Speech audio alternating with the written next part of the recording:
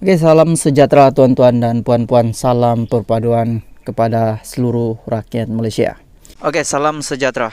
Selamat malam kepada tuan-tuan dan puan-puan.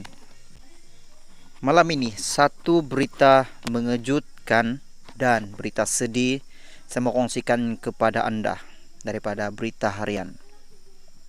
Pendakwa kes 1 MDB bilion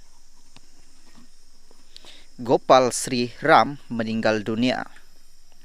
Kuala Lumpur, bekas Hakim Mahkamah Persekutuan Datuk Seri Gopal Sri Ram, 79, meninggal dunia di sebuah hospital swasta di sini hari ini. Difahamkan, mendingan yang juga timbalan pendakwa raya kanan kes 1 Malaysia Berhad 1 MDB membabitkan Datuk Seri Najib Razak dimasukkan ke unit rawatan rapi ICU hospital berkenaan minggu lalu bagi menerima rawatan dipercayai akibat jangkitan paru-paru. Pada 23 November tahun lalu, ketika prosiding kes rasuah dan pengubahan wang haram berjumlah RM2.3 bilion dana 1 MDB, pasukan pendakwaan memberitahu Mahkamah Tinggi bahawa pemeriksaan utama membabitkan saksi utama kes akan dikendalikan oleh Sri Ram. Sementara itu, bernama melaporkan berita kematian Sri Ram disahkan timbalan pendakwa raya Muhammad Mustafa. Ya, benar beliau disahkan meninggal dunia pada jam 12.15 tengah hari tadi di sebuah hospital swasta di sini. Katanya ketika dihubungi. Mendingan juga adalah pendakwa raya utama bagi perbicaraan rasuah isteri Najib, Datin Sri Rosma Mansur, membabitkan projek solar bagi 369 sekolah luar bandar di Sarawak, pengubahan wang haram. Oke, salam sejahtera tuan-tuan dan puan-puan. Salam perpaduan kepada seluruh rakyat Malaysia. Terima kasih juga yang sudah bersama di channel ini. Dan bagi mereka yang belum subscribe channel ini, sila subscribe dan like dan komen, share supaya anda tidak akan ketinggalan info-info menarik yang ada di channel ini. Berita hari ini saya mau kongsikan kepada anda daripada Malaysia Kini. Kes rasuah Bong Mokhtar Zizi ditetap untuk sebutan 27 Mac. Prosiding membela diri ahli Parlimen Kinabatangan Datuk Seri Bong Mokhtar Radin dan istrinya Datin Sri Zizi Abdullah Saman atas 3 pertuduhan rasuah di Mahkamah Seksyen ditetapkan untuk sebutan pada 27 Mac ini susulan rayuan mereka di Mahkamah Rayuan. Pasangan itu memfailkan rayuan terhadap keputusan Mahkamah Tinggi di Kuala Lumpur yang menolak permohonan mereka untuk menyembah keputusan Mahkamah Seksyen yang memerintahkan kedua-duanya membela diri atas 3 pertuduhan tersebut. Peguam M mewakili Bong Mokhtar memaklumkan kepada Hakim Mahkamah Rozina Ayub bahawa pengurusan kes terhadap rayuan itu di Mahkamah Rayuan telah ditetapkan pada 22 Mac sementara menunggu rekod rayuan yang masih belum siap.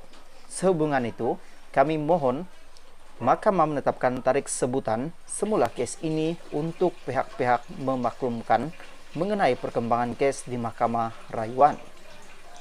Kami juga mohon kehadiran kedua-dua anak guam pada sebutan kes seterusnya dikecualikan, kata peguam itu.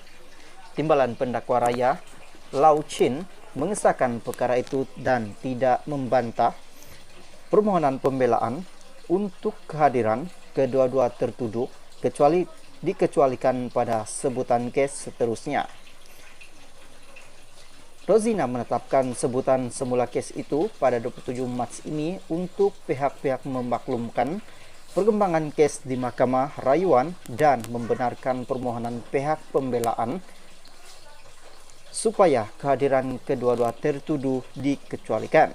Bong Mokhtar 63 yang berkursi roda karena mengalami keretakan pada bahagian kaki hadir ke mahkamah bersama Zizi 44 pada 3 Jun lepas. Hakim Mahkamah Tinggi Datu Azhar Abdullah Hamid membenarkan permohonan Bung Mukhtar dan istrinya untuk menggantung perbicaraan membela diri sementara menunggu rayuan mereka dilupuskan di Mahkamah Rayuan. Pada 2 September 2022, Mahkamah Seksyen memerintahkan pasangan itu membela diri atas 3 pertuduhan rasuah selepas mendapati pihak pendakwaan berjaya membuktikan kes prima terhadap mereka.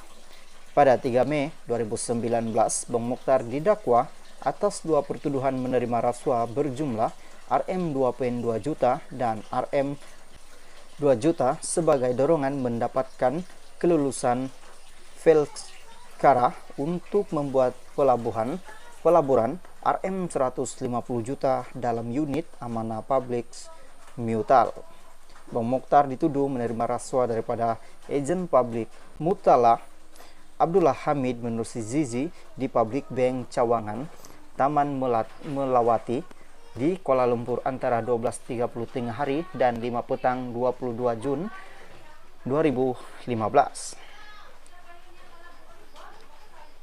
Oke, salam sejahtera tuan-tuan dan puan-puan, salam perpaduan kepada seluruh rakyat Malaysia. Terima kasih juga yang sudah bersama di channel ini, dan bagi mereka yang belum subscribe channel ini, sila subscribe dan like dan komen share supaya Anda tidak akan ketinggalan info-info menarik yang ada di channel ini.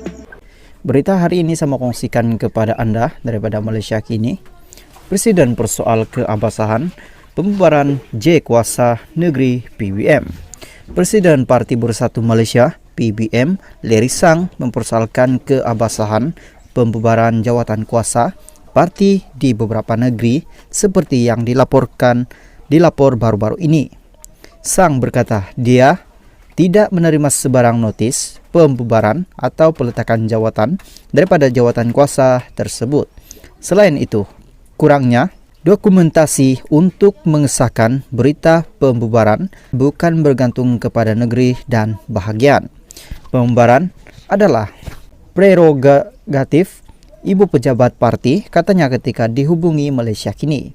Dia mengulas laporan berhubung pembubaran PBM di Pahang, Selayang dan jawatan kuasa negeri dan bahagian di Negeri Sembilan dilaporkan ekoran hilangnya kepercayaan terhadap kepimpinannya.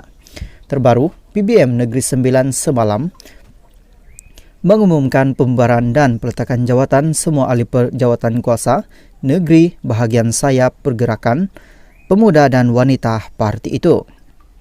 Pengurusinya, Rosman